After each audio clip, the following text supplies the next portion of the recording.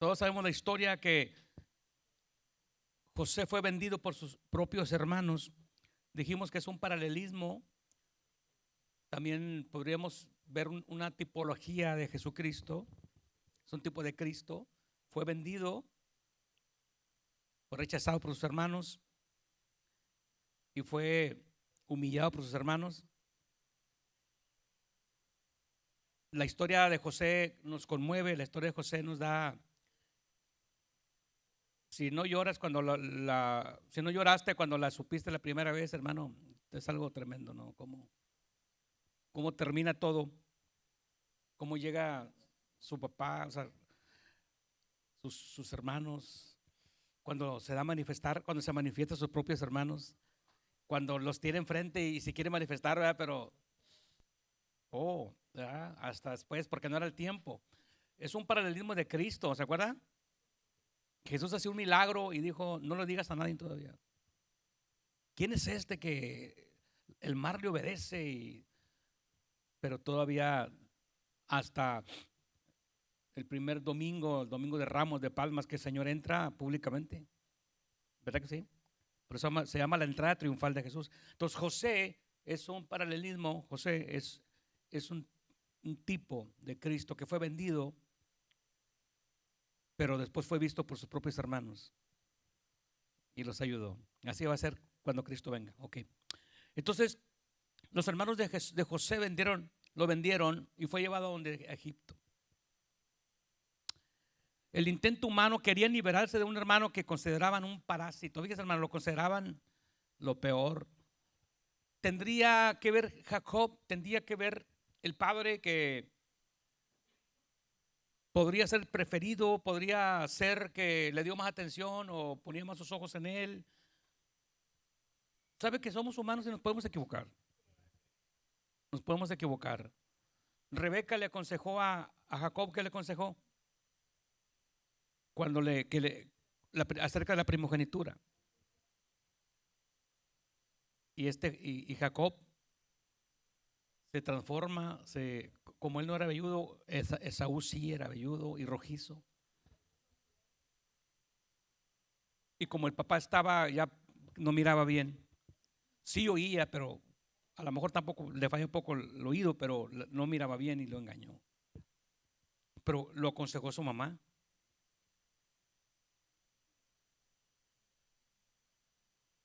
José tiene su historia, hermano.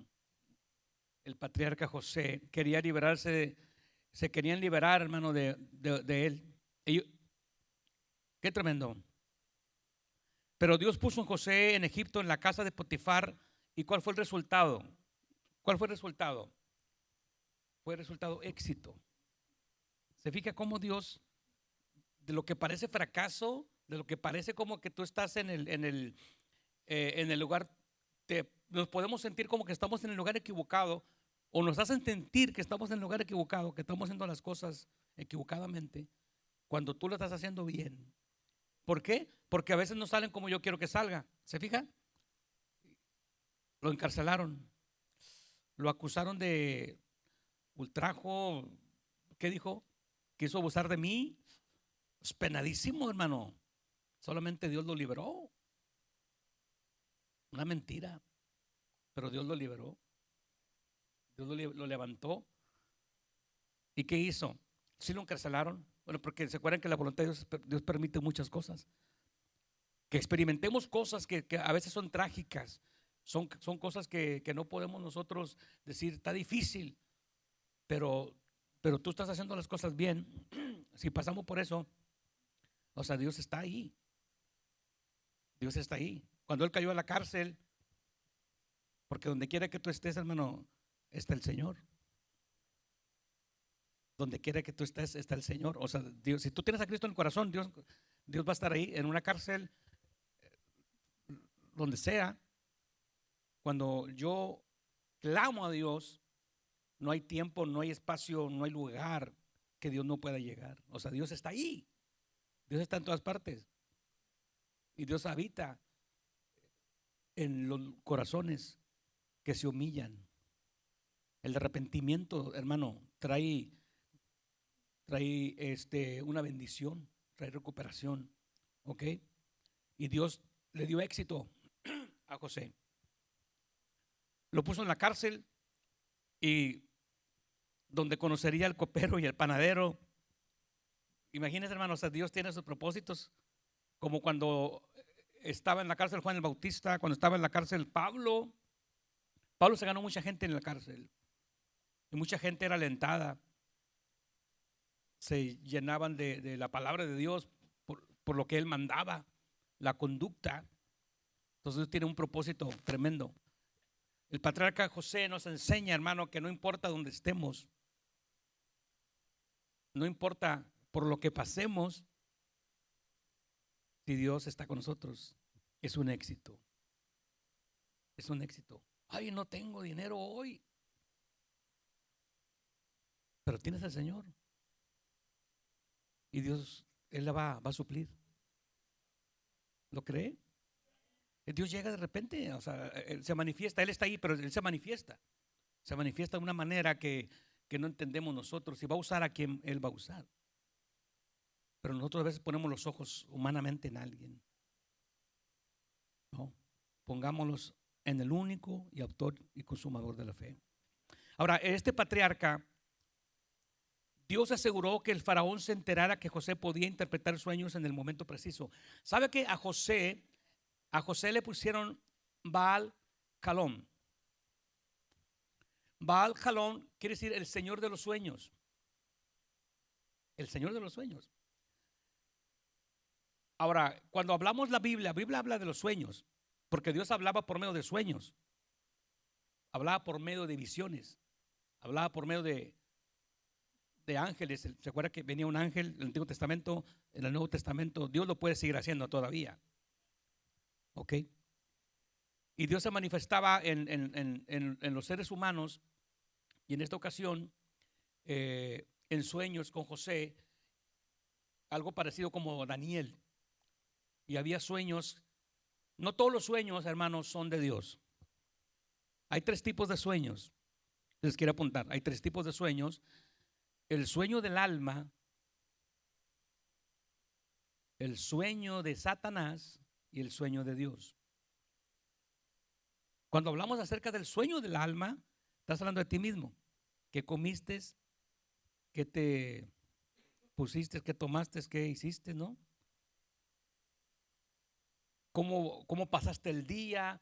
¿Fue un día de presión? ¿Fue un día de problemas? ¿Fue un día que te estresaste y mucha gente hasta se come las uñas, se quita el pelo, empieza a rascarse porque le preocupa algo, le está preocupando algo? Cuando estamos bien preocupados, porque la palabra preocupar es ocuparte antes de algo, y a veces nosotros ya tomamos la decisión sin que te hayan dicho. Decimos, no va a pasar, o sí va a pasar lo que no quiero que pase. Entonces, ¿qué sucede? Lo más lógico, lo más natural, que vas a soñar. Y ese sueño puede ser un sueño de producto de lo que viviste, de la tensión, el sentimiento, las emociones. Es un sueño y puedes soñar tantas cosas. Es un sueño. Pero hay sueños que sí son, que vienen de parte del diablo, que el propósito es atormentarte, no dejarte dormir, levantarte con miedo, levantarte como que tratar de, lo que no puedes respirar. Ese es un ataque del diablo. ¿Se fija? Hay sueños para desanimarte, hay sueños para qué, para destruirte, para que te levantes de mal humor, para que reniegues. O sea, hay sueños que te pueden atormentar cuando estás soñando, porque hay sueños que son ataques. Satanás, tú estás en tus cinco sentidos y pues eres un hombre de disciplina, eres un hombre de oración, eres un hombre de respeto, eres un hombre de santidad. Pero cuando estás dormido, Satanás dice, pues aquí lo voy a agarrar, por ahí se lo voy a agarrar dormido y le voy a poner esto, que se asuste, le voy a poner esto que el otro. O sea, ese sueño viene de parte del diablo. El propósito es atormentarte, que te levantes de mal humor, que reniegues contra Dios, que dudes. Pero el tercero es el sueño de Dios. El sueño que viene con un mensaje muchas ocasiones preventivo, muchas veces un sueño profético. ¿Se acuerda cuando Dios le habla al profeta Joel? El profeta Joel le pone el profeta pentecostal, del Pentecostés, porque es el que profetiza, ¿verdad? Y en aquel día dice Jehová, ¿verdad que sí? Derramaré de mi espíritu sobre toda carne. ¿Y qué más dice? Y sobre vuestros hijos y vuestras hijas van a profetizar, vuestros jóvenes verán visiones y los ancianos soñarán sueños. Y de cierto digo sobre mis siervos y siervas. Entonces él está hablando acerca de los sueños. Hay sueños que traen algo para prevenirte, algo para animarte. ¿Se fija lo diferente cuando te levantas bien enojado o que sientes como que alguien te estaba atormentando?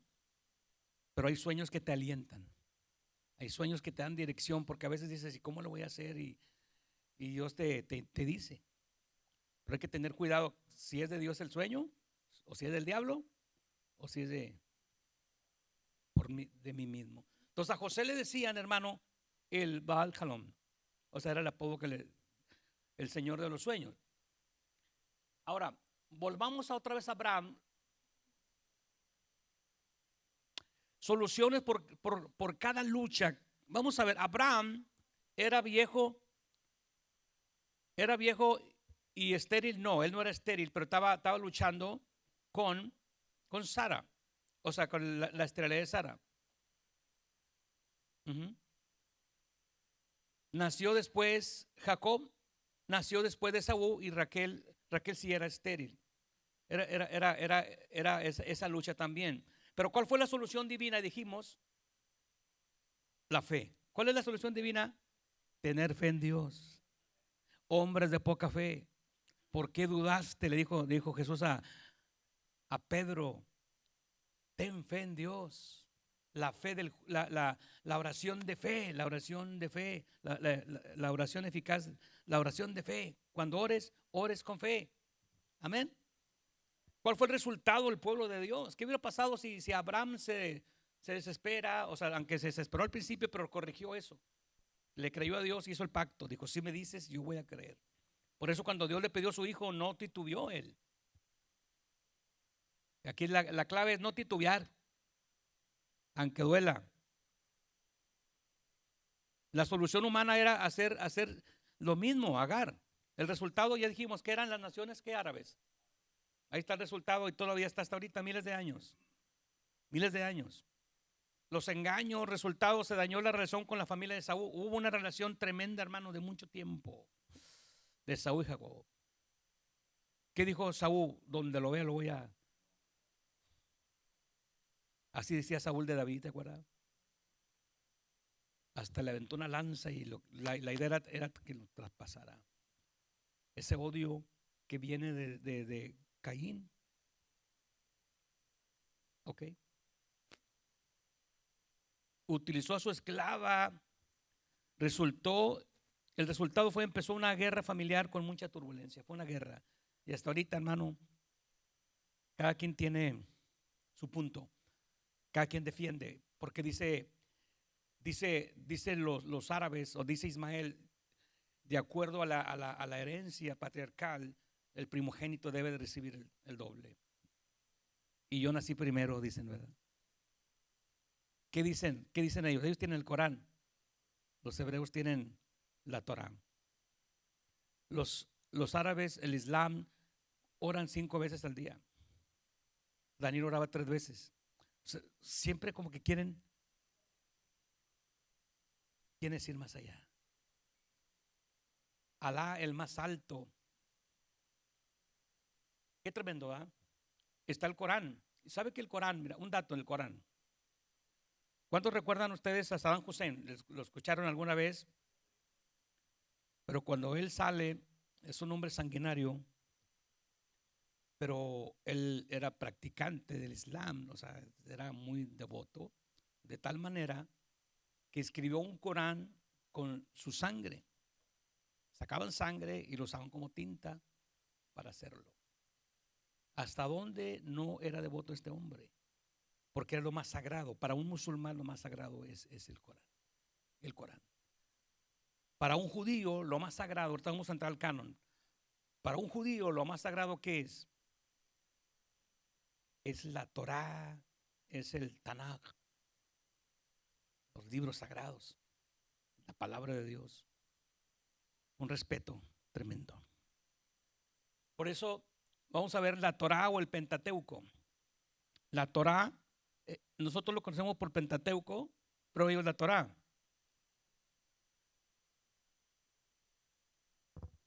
La introducción al Pentateuco, vamos a ver. Ya vimos los descendientes, las bendiciones y la tierra, ahí habla de todo esto. Los descendientes del Génesis, ya nos damos cuenta el origen del ser humano, pero va corriendo, hermano, el propósito de Dios, va corriendo el tiempo de Dios con el trato de la humanidad, se empiezan a multiplicar. Recuerden que Dios empieza a tratar con una familia, la familia de Abraham. La familia de Abraham, de ahí nacen las 12 tribus y se forma lo que es la nación de Israel. Pero vemos aquí el Pentateuco. ¿Qué significa Pentateuco? 5. Es un libro con 5 estuches.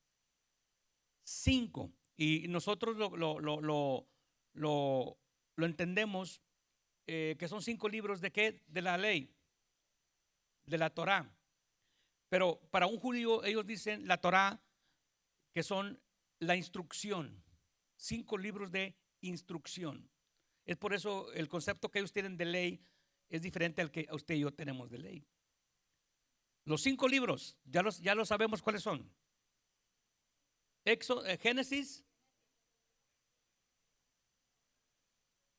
Número y Deuteronomio. En el libro de Génesis vemos el principio de la humanidad, el principio de la creación. El nombre de Génesis significa semillero, principio, inicio.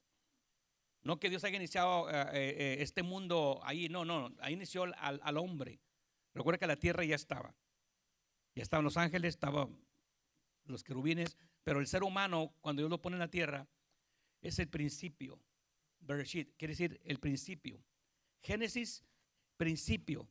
Después, ahí nos damos cuenta de dónde las razas, porque a veces preguntan, bueno, ¿y de dónde nacieron todos? ¿De dónde vienen? Porque eran de un solo color o no, o quién, de qué color era Adán y Eva.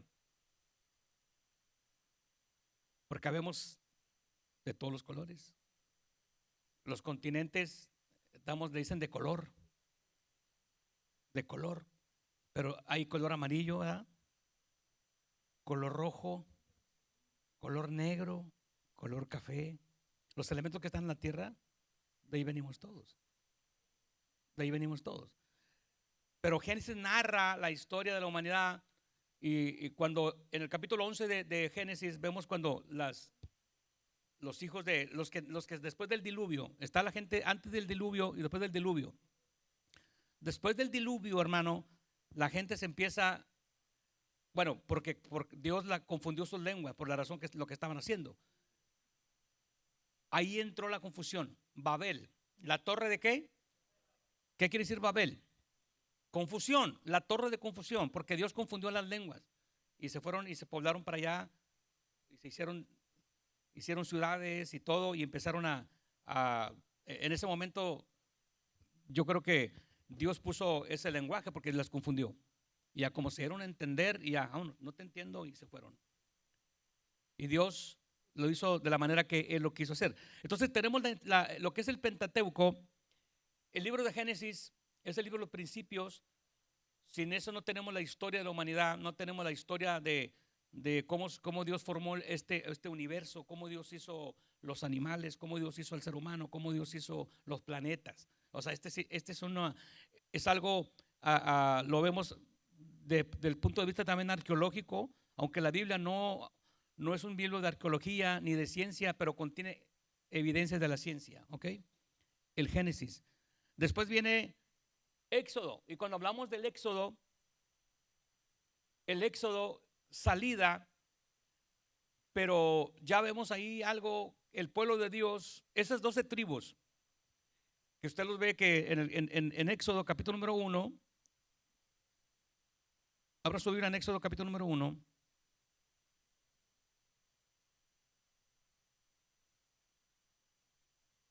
Ahora ya estamos en Éxodo. Estos son los nombres de los hijos de Israel que entraron en Egipto con Jacob. Cada uno entró con su familia. Ahí están todos. Porque después de que Dios levanta a José, se reconstruyen la familia. Y Dios empieza a tratar ya, ahora sí, con estas tribus. Pero dice que murió José y todos sus hermanos. Cuando habla de todos sus hermanos son de los 12. ¿Y qué sucedió? Y toda aquella generación. Pero están en Egipto, están bajo José, están llenos de bendición. Pero muere José y empieza la esclavitud. Empieza a cambiar el asunto y están muchos años en Egipto. Muchos años en Egipto. Y Faraón, los faraones son el enemigo de Dios, de Jehová. Y ahí está Moisés. Moisés es uno de los pilares, un personaje central del libro de Éxodo, de Éxodo, de los primeros israelitas. Moisés, el defensor de la gente oprimida. Moisés muere, en Deuteronomio narra la muerte de Moisés. ¿Tenía cuántos años? 120 años. Moisés tenía 120 años cuando muere. Dios lo entierra. Satanás lo quería porque ¿qué podría hacer con el cuerpo de Moisés? Ok, correcto. Pero Moisés tuvo 40 años en Egipto. 40 años. A los 40 años, en ese tiempo, hermano, mata a un egipcio y tiene que huir. ¿Para dónde huye? Estuvo en el desierto de Madián. ¿De dónde son los madianitas? Tengan la idea. ¿De dónde vienen? De Abraham, pero ¿de la qué? La tercera mujer. De Agar vienen los ismaelitas. De Setura vienen los madianitas. ¿Ok? Ya está ahí. Se queda otros 40 años. Se casa. Tiene su suegro, ¿verdad? Que era sacerdote de Madián. Tiene 80 años Moisés. El libro de Éxodo, capítulo número 2 es cuando huye y luego cuando Dios le habla. Capítulo número 3 dice que apacentando Moisés las ovejas de Jetro, su suegro, sacerdote de Madián. Note esto, el sacerdocio, había sacerdotes antes de la línea levítica. ¿Había profetas antes de los profetas? Es lo que ahorita que entramos al punto de los profetas vamos a ver. Porque había profetas o no había profetas. ¿Ok? Pero está Moisés ahora y Dios lo llama. ¿Qué edad tendría Moisés? 80 años. Estuvo 40 en el desierto, ahora tiene 80. Note esto, 80 años. ¿Quién tiene aquí 80 años? Nadie. Ah, sí, hermano. Aleluya. Un ejemplo. O sea, imagínense, o sea, vamos adelante. Ahí voy a estudiar también. Sigo. ¿Qué dijo Moisés? 80 años. Y lo llama a los 80 años. ¿A dónde? A Egipto otra vez. Regrésate. 80. 40 en Egipto, 40 en el desierto de Madián. Y luego después cuando logra sacar al pueblo de Egipto, tiene otros 40. Por eso dura 120. A Moisés estuvo en 2 desiertos. De Madián y en el desierto que iba rumbo a la tierra prometida. Ahora, él es el defensor de los israelitas. Y al principio, hermano, porque lo rechazan, porque ¿quién es este? ¿Quién es? Sus propios hermanos, ¿qué dijeron? Su propio hermano, su propia hermana. ¿Cómo? ¿Verdad que sí? Siempre, hermano, fue esa lucha que tuvo Moisés. Y Moisés aguantó. Dice que fue uno de los hombres más mansos en la tierra, porque está bien que alguien tenga un problema, pero que tengan tu familia es más difícil, ¿no? Él fue el defensor, pero él fue el defensor también de los gentiles. Eso sí agradecieron su ayuda. ¿Por qué? Porque llegó hasta hacia nosotros la palabra del Señor y ese mensaje de Moisés. ¿Qué sucedió? ¿Qué pasó con Moisés? Vamos a hablar acerca de Moisés. La duda de Moisés. Moisés dudó como muchos de nosotros. ¿Quién soy yo? ¿Quién soy yo? Ya estoy viejito. Podría haber dicho no. El asunto es que a veces hubo un profeta que dijo, yo soy niño. No digas que eres niño. No digas que eres viejo. La respuesta del Señor, ¿cuál es? Yo estaré contigo. ¿Y qué tiene que tengas 80 años? Yo estoy contigo. ¿Qué pasó con Abraham? Segundo aire, ¿no? Como en el boxeo, dicen, como en el boxeo, que llegan a los 14 rounds, 12 rounds, dicen que de repente como en el octavo round, como que dice, como que entra, como que los emocionan, como que, así decían, yo he escuchado a varios campeones, no, tú hazlo por tu familia, hazlo por ti, hazlo por acá, y oye, como que agarran otro y salen como que es el primer round. Así le pasó a Abraham y así le pasó a Moisés. Yo estaré contigo, que le inyectó la confianza al Señor, ¿verdad que sí? No importa que tenga esta edad. Cuando la gente me pregunte qué es tu nombre, o sea, empezó las excusas, la duda, Moisés, ¿quién eres? ¿Qué le voy a responder?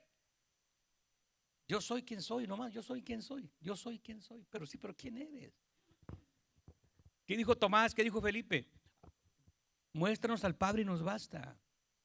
Jesús dice, nadie ha visto a Dios.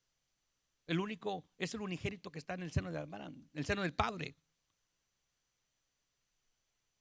Soy tardo en la habla y torpe en lengua. ¿Sería cierto? ¿Sería cierto que era tartamudo o no?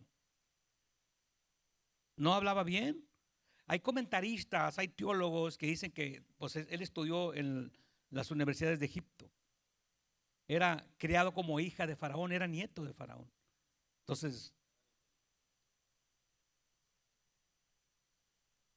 Entonces, cuando tú, hermano, empiezas a dudar, empezamos a dudar, cuando dudamos, tartamudeamos. Cuando dudamos, nos paralizamos. La duda te paraliza. Y sabe que la duda, yo la comparo la duda, la fe al revés. ¿Cómo que la fe al revés? La fe al revés. ¿Qué es la fe al revés? ¿Qué es lo contrario de la duda? La fe. ¿Y qué es lo contrario de la fe? Entonces nomás cuando la estás volteando, porque dice, yo creo que no me va a pasar. Sí, estás creyendo que no puedes. Yo creo que no me va a decir que sí. Yo creo que no me van a dar el trabajo. Yo creo que no voy a sanar. Yo creo que no voy a salir de este problema. Yo creo que me voy a enfermar y te enfermas. Yo creo que me va a cortar y te cortan. A mí se me hace que así comando, yo creo que voy a chocar y chocas. Estás creyendo, es una fe al revés, estás creyendo. ¿Te fijas? Volteale, no, yo creo en la palabra del Señor. Yo creo que Dios cuida mis pasos. Yo creo que Dios me dirige. Entonces, pero ¿qué sucede? A veces la misma duda te paraliza, te frisea, ¿para dónde? ¿Para dónde? Yo soy quien soy, le dijo el Señor, creerán mis milagros, porque Moisés iba a empezar a ver milagros. Iba a empezar a ver milagros. ¿Quién dio la boca cuando le dijo, cuando que era tartamudo? ¿Quién dio la boca? Yo te mandaré a Aarón. No vas a ir solo, va a ir con tu hermano también. Dice la palabra que es mejor dos que uno, porque si uno se cae, se levanta. Y hay muchos textos ahí que pueden hablar de esto. Ahora, lo manda a hacer milagros. ¿Hay milagros ahí en Egipto? Sí hay milagros. El pueblo, hermano, estaba esclavo, lo tenían ahí, lo atormentaban. Un esclavo no tiene derechos. En otras palabras, un esclavo no tiene derechos. Y ahí lo tenía el pueblo. Ahí estaba encerrado, ahí. Pero la promesa era: saca a mi pueblo. Porque oyó, dice que oyó el gemido, oyó el gemido. Mire, capítulo número 3. ¿Lo tienen?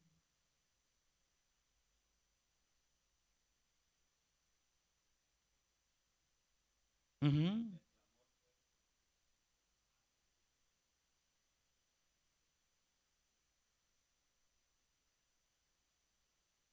El clamor de los hijos de Israel ha venido delante de mí. Hermano, Dios ve todo. Dios escucha nuestro clamor. Y siempre Dios va a sacar, va a ser la solución. ¿Quién iba a llevar la solución? Dios a través de Moisés. A través de ese viejito que nadie daba nada por él. Este viejito que, ¿usted cree que llegaría así agachadillo con aquel?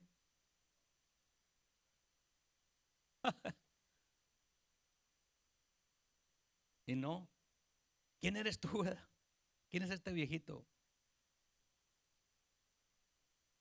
Y empiezan las plagas. Ya las sabemos. El Nilo se convirtió en sangre, la plaga de sangre. Las ranas, ¿qué más? Las miojas, digo, moscas, piojos, piojas. Deja tomo café, hermano, porque no creo que.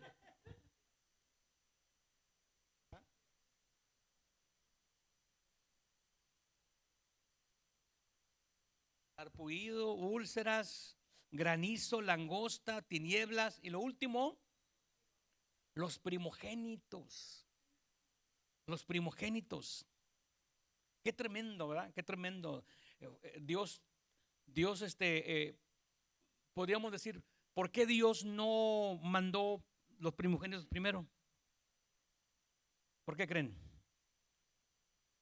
Vamos a andar a echar nuestra mente.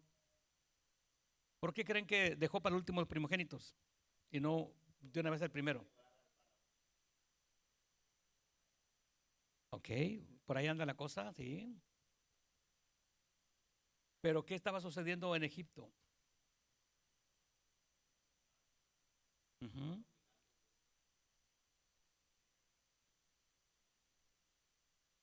A veces decimos, bueno, ok, voy a traer una ilustración bíblica de David. Cuando David mata a Goliat, usa nomás una piedra. ¿Pero cuántas traía? Traía cuatro más, ¿verdad? ¿Por qué? Porque había otros hermanos de Goliat que más adelante también fueron destruidos. Ahora, ¿por qué las 10 plagas y no nomás con una plaga? ¿Que Dios no podía con una nada más? Ok, aquí está el asunto. Porque había 10 dioses que tenían que ser destruidos. Los, los egipcios son politeístas y eran panteístas también. Ellos adoraban al cocodrilo, adoraban el agua. Cada plaga era un dios destruido. Entonces, por eso dice las 10. Ahora Dios dice: ¿por qué se tardó más con mi familiar? ¿Por qué se tardó más conmigo? ¿Por qué aquel nomás a la volada? No, porque es que hay cosas que tienen que ser destruidas en una persona. ¿Verdad que se fija? No, el trato de Dios, la salvación es la misma, pero el trato es diferente. ¿Y cuándo se convertirá este? ¿Y cuándo cambiará mi suegra? Bueno, ni las 10 plagas y todo ahí. ¿Cuándo va a cambiar? ¿Cuándo se va a arrepentir? Ahora Dios trata con los que estamos aquí, hermanos. Si diéramos el testimonio, los que estamos aquí, a lo mejor algunos nacieron en el Evangelio, otros no nacieron en el Evangelio, y a lo mejor ni viviéramos, ¿verdad? Porque pasamos por muchas cosas. Y otros nacieron en el Evangelio, hijos de pastor, y a la primera que te diste cuenta, levantaste la mano y hasta ahorita estás en el camino del Señor. Pero otros, tuvo que haber varias plagas que tuvieran que ser destruidas en nuestra vida, ¿no? Ahí está ahí está el asunto. Ahí está el asunto. ¿Qué vemos después?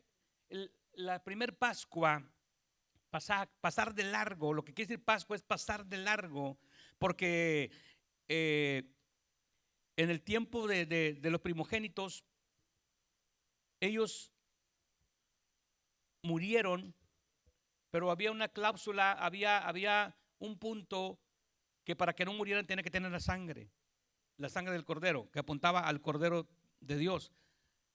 Ok, el ángel pasó de largo, pero ellos también, el éxodo, iban a salir. O sea, el éxodo significa salida también, tienen que salir.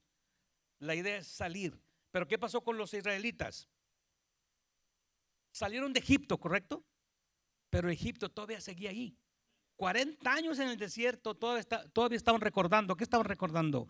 Le reclamaban a Moisés: ¿por qué nos sacaste? Nos hubiéramos quedado mejor ahí. Teníamos los cebolla, los melones, los caldos o todas las comidas de allá. Pero no, hermano, Dios empezó a tratar con ellos. Ahora el enfoque que iba a ser. Es cierto que estaban siendo esclavos. Cuando eres esclavo, hermano, no tienes derechos. Cuando un país no hay derechos, hermano, está tremendo, ¿verdad que sí? Los derechos humanos están violándose, no hay. Pero ahora ellos tenían su Dios y ellos sabían porque cuando entraron a Egipto, hermano, José les tuvo que haber hablado, y su papá, del pacto que hizo Dios con Jacob. ¿Se acuerda? Con Abraham, con Isaac y con Jacob. Pero estaban esclavos y eso estaba ¿cómo se llama? Congelando su idea, su creencia en el Señor, y estaba de tal manera que no podían, era muy difícil, ¿verdad que sí? Era muy difícil porque no tenían derechos, pero ahora iba Dios, tenían que ver a Dios y se iban a dar cuenta ahora de que lo que era pecado. Cuando no hay ley, hermano, no hay multas, ¿verdad? Dijo una hermana que va a la iglesia que lo paró la policía y allá por el colegio hace tiempo. Se metió así para regresarse. Se metió, no sé, no había todavía lo que está ahorita. Entonces ella se metió y le dio la vuelta y la paró la policía. Pues, pero todos veían que se pasaban. Entonces cuando la policía la paró y le dijo que llevara un ticket porque se dio una vuelta mal y no debe meterse ahí. Le dije, pues yo veo que todos se meten ahí. Yo veo que ustedes también se dan la vuelta, los policías y todos se dan la vuelta ahí. Y dijo, y otra cosa, no dice ningún anuncio que no me pueda meter, dijo. Oh, hijo, no hay ni un anuncio. Y no había. Entonces, pues sí. Dijo, no hay. No hay. ¿Qué sucede, hermano? ¿Qué sucede con el pueblo? Si empezaron a pecar, y el pecado es pecado. Pecado es errar a la ley de Dios. Errar es errar a la ley de Dios. Y pero Dios puso lo que es la solución para el pecado. La única solución para el pecado, ¿cuál es? ¿Cuál es? La sangre de Cristo. Sin derramamiento de sangre no hay perdón de pecado, no hay remisión. Pero vamos a hacer un paréntesis aquí. ¿Cómo nos salvamos hoy? ¿Cómo se salva la humanidad hoy? ¿Y cómo se salvaban en aquel tiempo? ¿Eran salvos o no eran salvos? ¿Cómo se salvaban? ¿Había salvación? Claro que había salvación. El Salmo 51 dijo el rey David, cuando peca, ¿qué dijo? Contra ti he pecado. Ten piedad, oh Dios. Borra todos mis pecados y mis rebeliones. De mis pecados ocultos o de la juventud no te acuerdes. No quites de mí tu Santo Espíritu. Pero la palabra clave aquí está. Estamos hablando acerca de la salvación. Dice, no quites el gozo. ¿De qué? De mi salvación. ¿Se puede perder el gozo de la salvación? Y también la salvación, no nomás el gozo. Porque enseñan que no, la salvación no se pierde. Sí se pierde si la descuidas. La primogenitura se pierde cuando la descuidas. ¿Ok? ¿Cómo se salvaban? Mire, los del Antiguo Testamento, estamos hablando del Antiguo Testamento, se salvaban viendo al futuro. Tenían que ver al futuro. Nosotros ahorita nos salvamos viendo al pasado. ¿Por qué viendo al pasado? Porque Cristo ya murió. La ofrenda perfecta. Yo tengo que ir al pasado, el mensaje de la cruz. Pero ellos tenían que ver al futuro. Por eso se salvaban haciendo tres cosas. ¿Qué tenían que hacer? Número uno, se salvaban por la fe, como hoy en día también. Porque por gracia sois salvos por medio de la fe. Todavía la fe sigue siendo la fe. La fe. Y número dos, se salvaban por la obediencia. La fe, yo tengo fe, pero tengo que tener obediencia. ¿Y qué era la obediencia? ¿Qué era la obediencia? Pues obedecer los mandamientos de Dios, obedecer los estatutos de Dios, obedecer la instrucción de Dios, porque aunque eran el pueblo de Dios, tenían que hacer los mandamientos, los tenían que llevar a cabo. ¿Ok? Y la otra era, ¿cuál era? La fe, la obediencia, y la obediencia estaba implicando, hermano, la obra de ofrecer el cordero. Tenían que ofrecer el cordero. El cordero que era sacrificado era el que estaba apuntando al cordero perfecto, que era el Señor. ¿Ok? Así era el asunto. Ahora, el viaje de Egipto a la tierra prometida, ahora van, ya son salvos, ya son liberados, ya somos liberados. Esto es algo, un paralelismo con nuestra vida cristiana, hermano. Somos libres de Egipto, pero a veces Egipto todavía se deja venir. O ahí lo traemos, tienes que sacudirlo, vámonos. Todas las costumbres, y eso es el batalladero. A veces que tenemos nosotros, ¿verdad? Cuando nos convertimos a Cristo todavía tenemos muchas cosas, ahí están. Y se tienen que ir.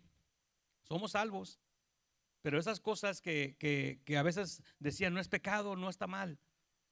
La palabra te va a ir limpiando, ¿verdad? Te va a ir podando, te va a ir liberando. ¿Con qué limpiará el joven su camino? Con guardar su palabra, porque lámpara es y lumbrera en mi camino. La lámpara es la palabra que va a limpiar. Ya somos salvos, pero esas cosas que vienen acarreando, como los egipcios traían muchas cosas que tienen que dejar. Y a veces no las queremos dejar. ¿Verdad que sí? Así soy yo y ni modo. Ay, juez, así soy yo y así soy yo. No, así eras. No te juntes con la chusma, como dicen, hermano. Ahora van rumbo a la tierra prometida. ¿A dónde vamos nosotros? Estos son paralelismos ¿A dónde vamos nosotros? A la tierra prometida. Dijo el Señor, voy a preparar un lugar para vosotros, para que donde yo esté, vosotros también estéis. San Juan 14. Voy a venir por ustedes, pero para llevarlos para allá. ¿Qué estamos haciendo? El viaje de Egipto a la tierra prometida. Vamos a ver 3 lecciones de fe aquí. 3 lecciones de fe en ese viaje. En ese viaje. Ahora ya no son esclavos. Ahora son libres. Pero está la travesía del Mar Rojo. No había la comida en el desierto. Es un desierto. Recuerden que es un desierto. Son 40 años. No hay comida. Sale mucha gente, hermano. Miles y miles salen. Miles. Y Dios hizo milagros en el desierto. Amén. Dios hace los milagros. ¿Por qué? Porque yo voy a actuar en fe. ¿Dónde, hermano? Vemos que Dios les suple el agua, les suple el pan. Ellos estaban enojados, decían, allá comíamos carne, los egipcios comían cerdo y comían todas las comidas inmundas. Comían, hermano, de todo.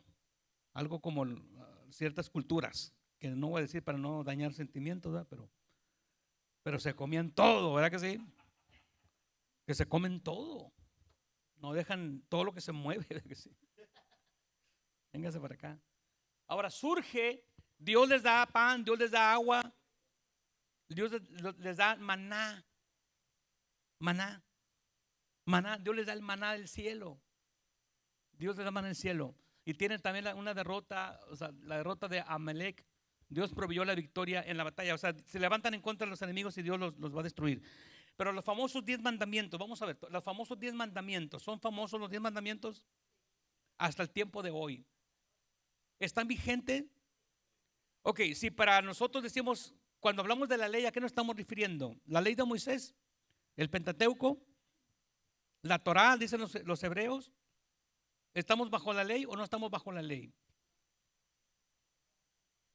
¿Quién dijo que no y quién dijo que sí? Ya. Estamos bajo la gracia. La gracia, ¿qué es palabra gracia? Un favor inmerecido. O sea, Dios nos trata como no nos debe tratar. Porque si nos tratara como debe de tratarnos por la conducta, no estuviéramos aquí. Ahora, esto causa confusión porque es donde entran las denominaciones, las doctrinas, donde hay cosas que no tienes que hacer y cosas que tienes que hacer. A veces nosotros decimos, no, es que esto nomás es para los judíos. Y es que esto es para la iglesia, esto no, los diezmos no son para la iglesia, son para los judíos. Así que para los gentiles no hay que dar diezmos, no hay que hacer esto, no hay que hacer lo otro. El sábado es para los judíos, no es para nosotros, decimos, ¿verdad? ¿O no? Todos tenemos servicio el domingo. Pero si hablas con un sabatista, un adventista y hablas con un judío ortodoxo que dice que estamos adorando al sol, ¿o no es cierto? Porque el sábado es el séptimo día, es el día del Señor. Y hay una profeta, hermano, que hizo una secta grande que vio los 10 mandamientos y entre ellos vio un mandamiento donde dice el séptimo, donde dice del séptimo día, dice que el sábado, el día de reposo. Dijo, ahí tienes que reposar. Dijo, ese es el día que Dios es sagrado. No te puedes comprometer con nada. Y los judíos lo hacen. Los judíos hacen eso, ¿verdad que sí? Los sábados. ¿Ahorita? Yo pensé que lo que estamos hablando ahorita. Ok.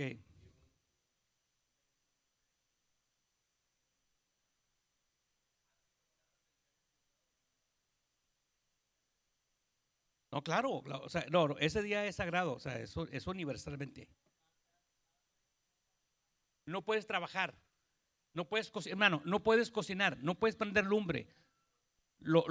Ellos practican, dejan todo ya listo para que al siguiente día esté caliente. Sí, lo dejan ahí, pero tú no puedes hacer nada de trabajo. Nomás o ayunas, vas a ayunar, muchos lo dedican para ayunar desde el viernes, ¿verdad que sí? O pueden comer algo, pero no van a cocinar, porque es pecado trabajar. Y eso siguió hasta el tiempo de Cristo Jesús. Ahora, ¿hasta dónde están los 10 mandamientos? El primero, no tengas otros dioses delante además de mí. No te hagas ninguno ídolo. Están en Éxodo 20, ¿verdad? No te pronuncies el nombre del Señor tu Dios a la ligera. O sea, estoy leyendo otra versión. No tomes el nombre del Señor tu Dios en vano. Acuérdate del sábado, ¿para qué? Para consagrarlo, para separarlo, santificarlo, ¿verdad que sí? Santificarlo es apartarlo.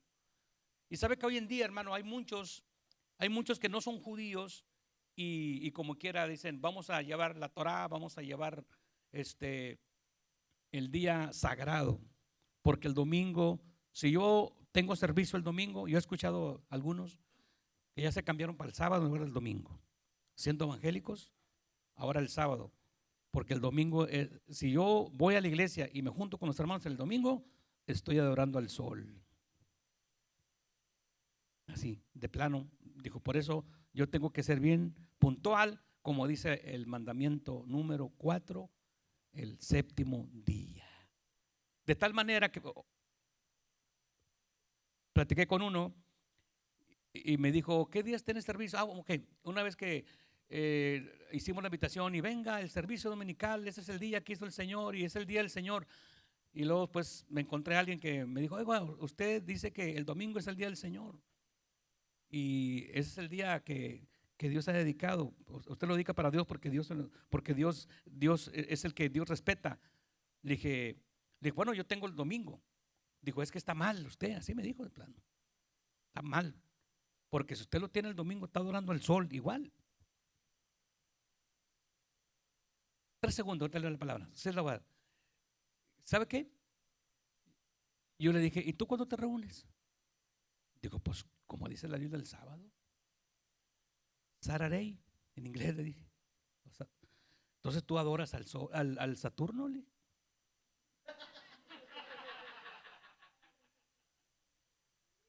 Tú dices que yo al sol, tú a Saturno, si te vas por los días.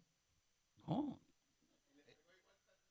este es el día que hizo Jehová, hermano. Me gozaré todos los días son del Señor. Amén. Amén. Sí, hermano Chávez. Aleluya. No, pues nomás está 6, 7 horas de diferencia, ¿verdad? Ahorita es para atrás. Allá es en la mañana, en la noche, ¿verdad?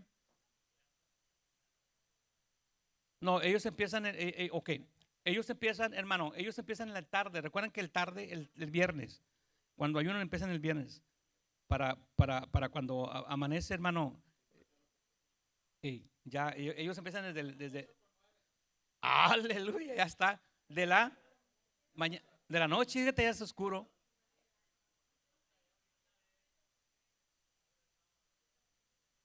Sí.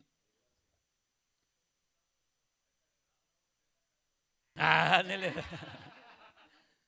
Que estamos en el horario, ¿ya se fija? O sea, no podemos.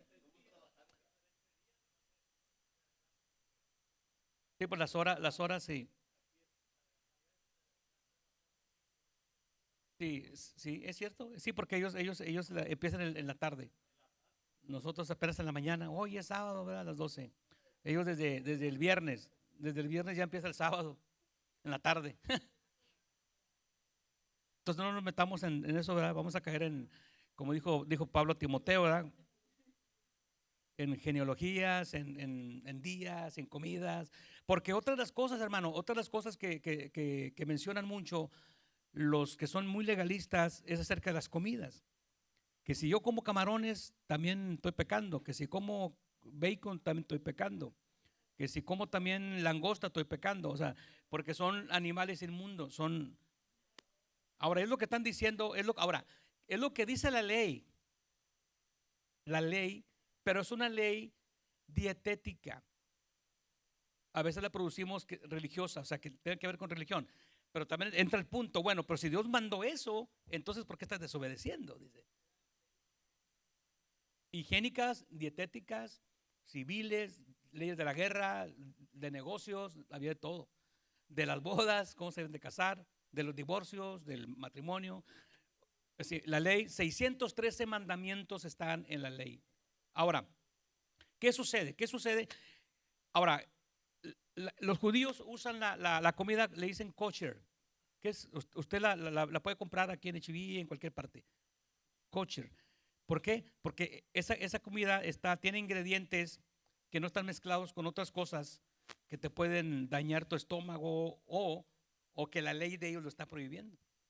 Esto no está mezclado con cosas de animal, de cerdo o de otras cosas, de pescado. Porque aún el pescado, hermano, aún el pescado sin aletas sin escamas, el catfish no lo puedes comer según los adventistas y según la ley de Moisés.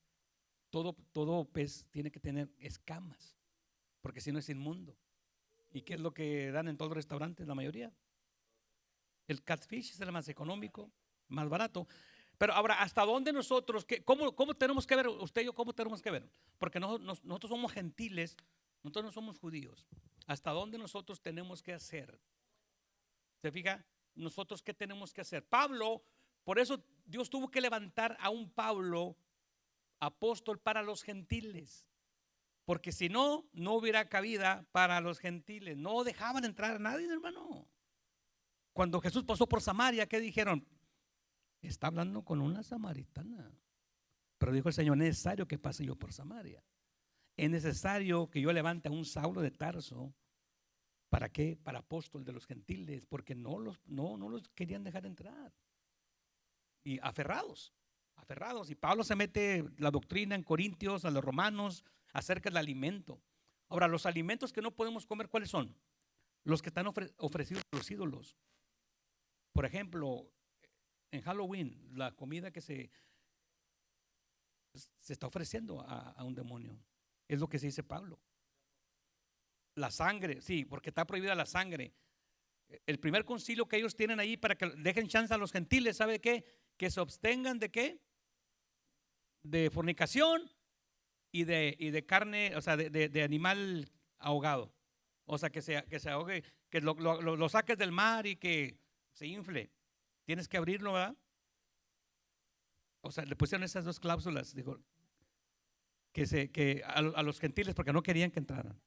Pero Pablo tuvo que entrar en acción y entraron, hermanos. Dios bendiga al apóstol Pablo, ¿verdad? Porque tenemos cabida a los gentiles. Ahí están los 10 mandamientos. ¿Qué vemos, hermano? Aún cuando estaban los mandamientos, estaba la infidelidad de Israel. Mientras Moisés estaba consagrando, Moisés estaba ¿dónde? En el monte, donde el Señor estaba platicando con él. Se desenfrenan acá abajo. ¿Y qué dijeron? Pues nomás salió el becerro, dijo, porque adoraban a un becerro.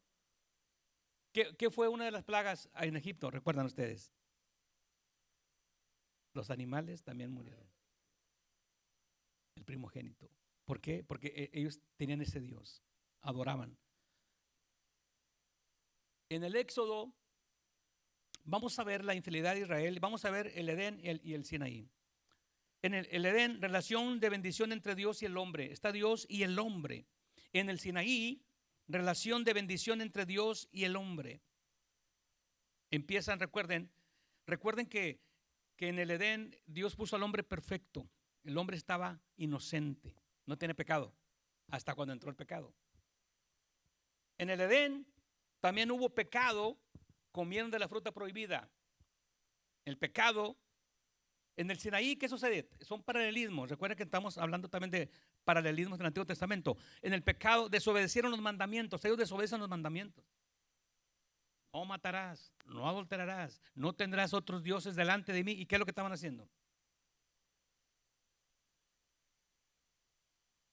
En el Edén y en el Sinaí fueron expulsados del jardín. ¿Por qué? Por el pecado. Porque la paga del pecado es muerte.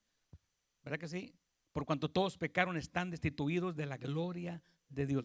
Porque el pecado y la gloria de Dios no. Dios no puede bendecir el pecado. Perdieron, hermano, la presencia de Dios, la comunión. O sea, Dios siempre está ahí. O sea, Dios está en todas partes. Pero aquí hay algo importante. Yo ya se los he mencionado muchas veces al instituto. Dios está en todo lugar, pero no habita en todo lugar. Pastor, ¿qué está diciendo con eso? Dios en su omnipresencia está en todo lugar, pero no habita en una cantina, en una ceremonia satánica. No habita. Él está ahí porque es Dios, pero Él habita en medio de las alabanzas de su pueblo. ¿Ya se acabó o qué? Ah,